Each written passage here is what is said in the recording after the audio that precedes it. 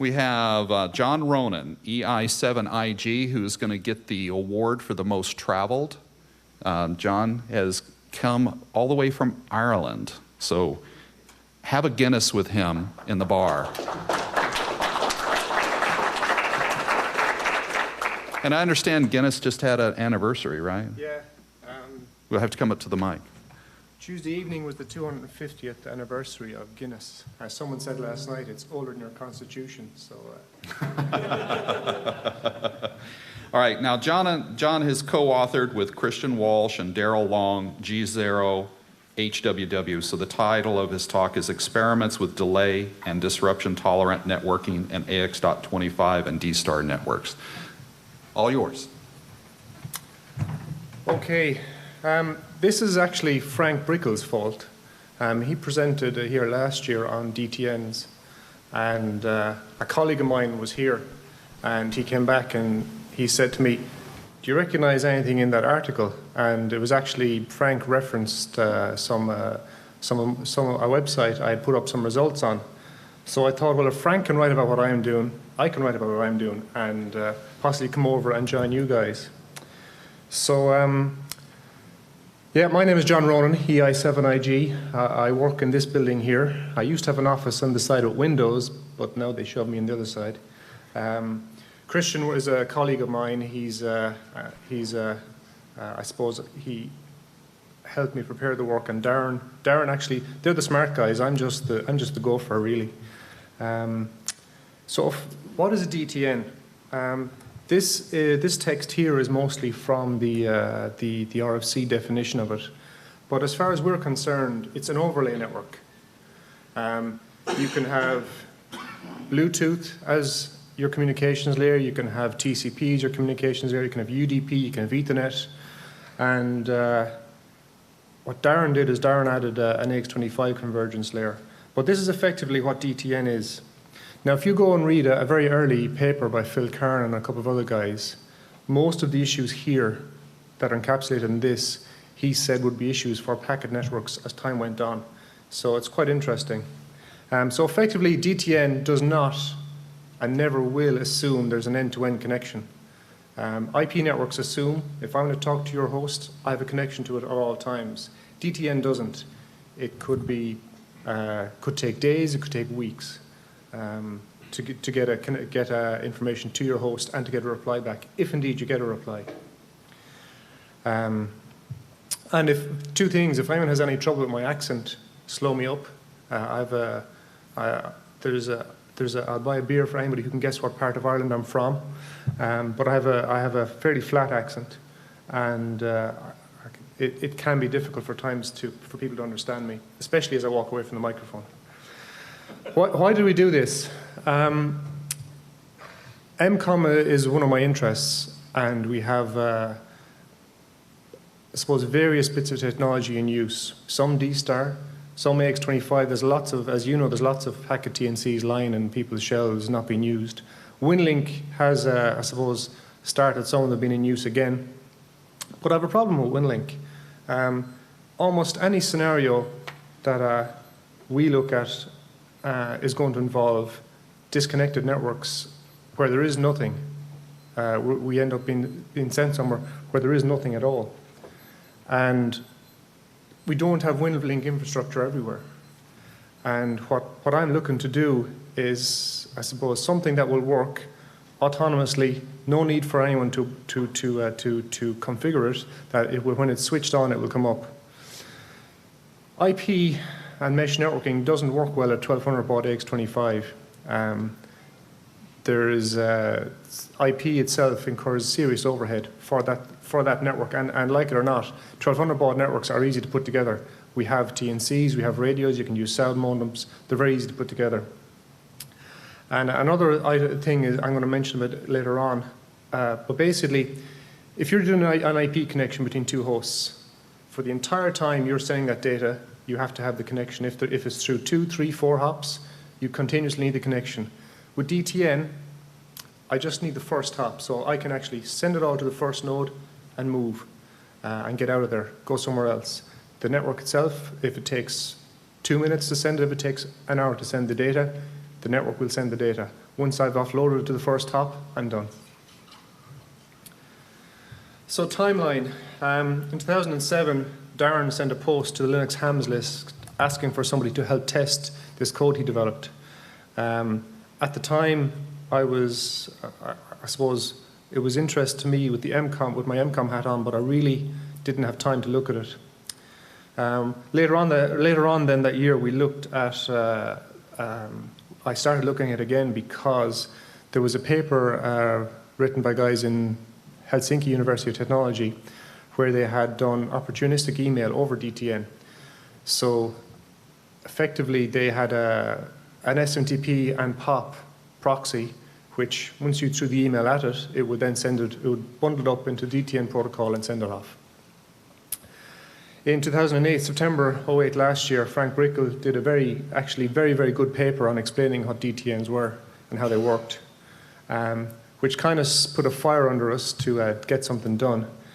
So in December 2008, we put our initial kind of testing results online, and in July and August, this year, we did more testing enough to get that we got some results.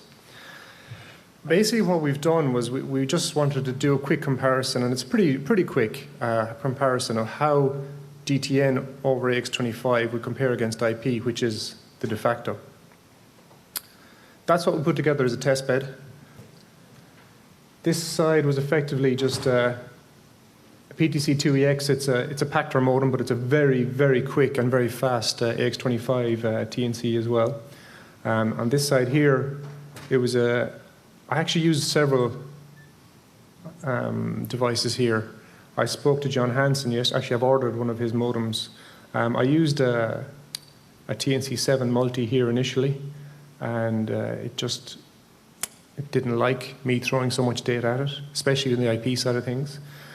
So I used a KPC3 Plus in the end, and an FT1500M. It's a mobile Yaesu radio. And then in here, just keeping in mind the traffic just to keep logs, I was using a THD7. All this in my office, which meant it got quite busy and quite warm. So that was the test bed itself. I guess the other thing I didn't say at the start is this isn't really a technical presentation, it's more a report.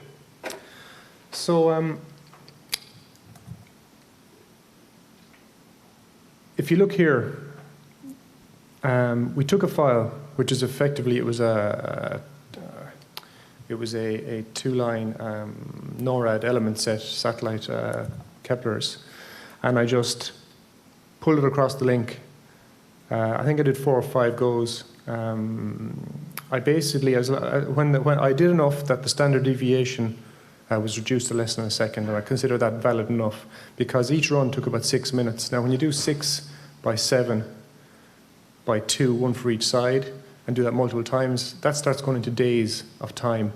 And my wife now hates the sound of AX25, absolutely hates it. So IP here, this figure is with the KPC3 Plus as the transmitting side. This figure here is the PTC2 as the transmitting side. That's interesting in itself, in that the KPC3, why is it such a difference? That's using a max frame of 1, a window size of 1, with IP. Why is there such a difference? Effectively, it's down to 2 things. The serial port speed on the KPC3 Plus is only, I think max is 19.2, whereas the PTC2 it can operate at 57.6. So it's actually able to shove stuff down to the TNC much faster. Also, the PTC2, as I said, is a much faster response. Receive to transmit time is almost instantaneous after it's gotten the last frame. So it makes a huge difference when you're using a window size of 1. Here was the DTN convergence layer. As you can see, it's actually a nice bit faster than the KPC3 Plus or the PTC2EX in IP. Which surprised it, actually. It surprised us because we didn't expect it to be that much more efficient, and it's actually it's a pretty poor implementation at the moment. Darren will kill me for saying that, but it actually is, and I'll explain some of the problems later. As you increase the window size, the difference drops away. That's because your overhead in IP reduces as you start using higher window frames. Now, I don't have it all the way up to 7, because if you see in the paper, it broke at a window of 4, and it broke horribly. It broke really, really badly, and we haven't actually figured out what the problem is yet. Effectively, what happened was, it's not deterministic, so it might happen on the first run of a window size of 4 or at the 5th run, and effectively, it just stopped obeying anything to do with the window sizes, and it would just send everything, maybe 29, 30 frames, one after the other, and it broke horribly, so we have to fix that bug. A couple of things that we kind of came across. The KPC3 Plus, when we just tried to do I suppose, a firmware-to-firmware test as well as IP, so we did straight TNCs, IP over the TNCs, DTN over the TNCs. The KPC3 Plus seemed to have a hard-coded window size in the firmware because it got no better as you increased the window size, and you could see it was only sending 2 frames at most at the time. The PTC2EX, I started messing with the, it's not in the paper, but we started messing with the maximum frame size, and about 1,000 bytes is the limit of the PTC2EX. At that point, the THD7 just can't receive anything anymore. But it was only just a small experiment I did. As I said, at the window size of 4, it stops working. Erratic is I suppose, an understatement. And we don't know what happened to it, but effectively the way that the protocol works is that actually there's an ACK for every TCP, for every convergence layer bundle. And we got this whole, as Christian called it, a Popeye effect, where there's an ACK to an ACK, which requires an ACK, which requires an ACK, so it's ACK, ACK, ACK, ACK, ACK, and it just goes on for quite a while. We thought we had that dealt with as part of the whole process, that it would be, an ACK would go on any further data, but it just generated extra packets, and that actually is a huge area where the code itself can be improved. So we did all that, and then I got my hand on some D-Star, ICOM ID1 D-Star radios. And effectively, John McCarthy, IHAA, has one in his location. I have one in my location. It's about 10K apart, non-line of sight. And then I had a second one sitting in my garage with a small mag mount, low power, just to make sure that it couldn't be heard by IHA's one. So we did roughly the same test. We did FTP transfers and TCP convergence layer transfers. And on this one, there really isn't that much of a difference. And I removed all routing overhead, so it was all statically routed, same for DTN. In the IP side of it, with only 3 hosts and 1 hop, the FTP actually behaves quite well in that it very quickly gets into a rhythm. And consequently, the difference isn't as much as we thought it would be. So what happens is, I send, one machine sends to the other, then it relays, then it gets an ACK back, and it all gets into a rhythm fairly quickly. I had a 4th radio which had to go back for warranty repair, and I'm hoping to get that back, and that should mean, if I introduce a 4th node, I think, we don't know until we test it, if we start trying to generate other traffic, it should cause a much bigger difference in that the IP will collapse faster in the case when you start introducing a 4th node into it, that the traffic, any packets generated will cause more interference. In the paper then, we also briefly mentioned this convergence layer implementation. It's from JPL, NASA guys. And they effectively took norm, which is for multicast use, and they use it in unicast mode over a radio network on tactical radio networks in the Navy. So we took a look at it, and we couldn't get it working for the paper. We did get it working afterwards. There was a bug in the implementation, which we figured out, and so we got it working. Norm itself, it's UDP based, unicast mode. You can configure it for a fixed transmit rate. So I did that. I set it to the 128 kilobits of D-Star. Didn't use congestion control. Now I haven't gotten the information yet on the actual D-Star frame sizes, because an optimization will be to make our bundles a multiple of those frame sizes, which should help increase the throughput. It actually worked better than the straight DTN convergence layer. It worked about a half a K a second better in general. And that can be further optimized once I get the information from ICOM. I spoke to some of the guys yesterday. I did a real quick test one day. I was on the way back from an event. I had the ICOM radio itself in the vehicle, and from this site here, I just basically pulled up on the side of the road, and I did a real quick test. I wasn't there long enough to do multiple runs. From here to, which is my location here, and then basically bounced through to John McCarthy's. Effectively, that was the setup. That was the view from the site. That's the view, I suppose, a zoomed-in view, and that's roughly where I am, where my location is. The white there is a fairly well-known metal man. It was so before lighthouses were invented, there was 5 big white pillars there to mark the headland, and I'm actually behind that. And this is what we got. Now it was a single pass, so it's nowhere should be considered valid, but it was interesting in, if you look, that's the norm convergence layer on an ideal connection, no interference, plenty signal, only 10K. That was norm for 20K hop, 35K hop, 22 miles roughly.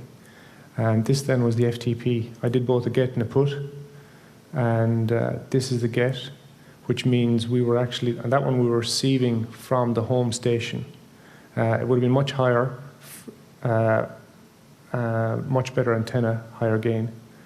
And this was just, I did a real quick 2-hop to see what the difference was. And I couldn't do FTP at the time, but that's the yellowish one is the norm convergence layer in on the day, and that's an ideal scenario. So it actually wasn't all that worse, and that was over a total of I suppose 22 plus about 27, 28 miles in the 2 hops. So that's pretty much all we've done. Like I said, it was a report. Future work to look at D-Star with more nodes, see how it behaves when we add more nodes into the network. The X25 convergence layer itself, we need to make it more robust. There was a big issue we came across in the implementation. There is no error checking, error correction in the bundle spec. But anyone who's used packet knows you will sometimes get corrupt packets. And what was happening was we were crashing the entire system. The entire DTND used to go down. So we basically put a CRC on the X25 convergence layer itself. If it received a corrupt packet, it said, oh, that node's gone crazy, shoot the connection, and if he wants to send us more data, he'll start it up again. Basically, we just effectively ignored the problem at a DTN level. We just bit it into the convergence layer. We're looking at building, this is Waterford County where I live. Now I live down here. That's a fairly significant mountain range in the middle. There's another one along here. And we're looking at, in working with the local civil defence, we're looking at building, I suppose, an IP backbone or DTN backbone, whichever we use in the county. So we're going to have a link from about here out to Helvig Head. I already have the equipment got for it. It's a 5.8 gig commercial equipment, which is no longer in use. From there, we're going to put a D-Star and Wi-Fi connection here into it, and the same here. And we'll also have there's actually a WinLink node down here, down at the bottom of the valley there. We have a 70 megahertz band. We have that band in Ireland, which we can use. So we have WinLink nodes on that, one here and one in Tremor. We need to get some further up the county, but basically we're going to build out a backbone hopefully in the next 12 months and do a lot more testing of both IP and DTN over it. Because in most cases, you don't need internet connectivity, you need connectivity to other organizations if something happens in the area, and that's really what we're trying to achieve. And if we can, I suppose, package it up, the use of the DTN will allow us to have any node act as a store and forward host. So in DTN itself is store and forward based. And let's say, for example, we don't have connectivity into an area. If you want to send emails, if you want to send stuff in or out of the area, with DTN, you can effectively put a node in somebody's vehicle and drive it out of the area. Because it's delay tolerant, it'll just hold on to the emails or whatever until you get out of the area, get access to a node which has connectivity to the rest of the network, send it all, collect anything that has to come back, and the person can drive back. It's a really, I mean, it's storm forward. We've been doing it in Packet for years, but it's just a different take on it. And that's pretty much it. Any questions? DTN, that's a protocol or a software that does this? There's an implementation. It's a protocol. It's an IETF-defined protocol. But there's actually an implementation. The DTN-RG.org have a reference implementation. And effectively, we built our convergence layer into that reference implementation. Now, at the moment, they've done some changes in the reference implementation. It's broken all our code, and currently we have to go and basically they've changed the addressing mechanism is DTN:// etc., which was mapped to 32-bit identifier. Now it's mapped to 64-bit. All our code is broken, so we have to go back and revisit that. But there isn't a reference implementation there, but it's based on IETF RFCs. And in your paper, there's an URL for a website where we can learn more about it besides the paper? There definitely is. Well, sorry, I hope there. Yeah, there is. I did put it in there. But I can give it to you anyway. Okay, thank you very much. Are there any implications in here for APRS type protocol? How you doing, Bob? What we were thinking of using APRS for, as part of our convergence layer, is for routing. We don't have any routing there. There is no routing. There is routing, but it's the routing that's implemented or that's available in the DTN reference implementation would not be suitable for AX25. So we were actually, it was Darren's idea. We will, if we can, once we stabilize the implementation, we would look at using probably APRS, just use the wide N-N to distribute out routing information, because all you're doing is you're just telling the next nearest host. Now we can use a digipeater for our AX25 convergence layer connections, but there's no way for us to communicate the routes across that link at the moment. So we're considering, well, we'll think about it when we get there. We're a long way from there yet. In Washington, D.C., we use D-Star DD mode in the Marathon, and we've noticed that when we're running a standard IRC chat across that, we have very frequent dropouts and have to reconnect.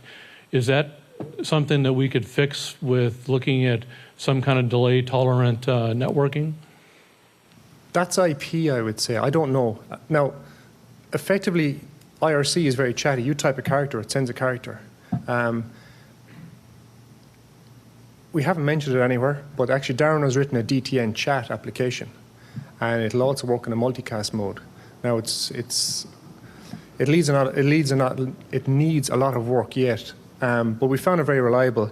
He doesn't use Google Talk, because every time he does, his mother starts talking to him. So basically, when we're testing, we use this tool he developed, which is effectively, it's like it's not quite IRC-like. It's more in the multicast mode. It can be used like IRC, but it's really not developed that far yet, because we only use it between the two of us at the moment. I would say what you're probably seeing is just how chatty IP is, and that then every character you send has all the TCP Well, overhead perhaps on we it. can talk to you because we're also getting pushback from some of our hosts on running IRC. And if we can switch away from that, we might do that. Yeah, I mean, the DTN code itself is relatively easy to build, but there isn't that many useful applications that are easy to build on top of it. So I can talk to you about it afterwards. Okay, thank you. Well, thank you very much, John. Thank you.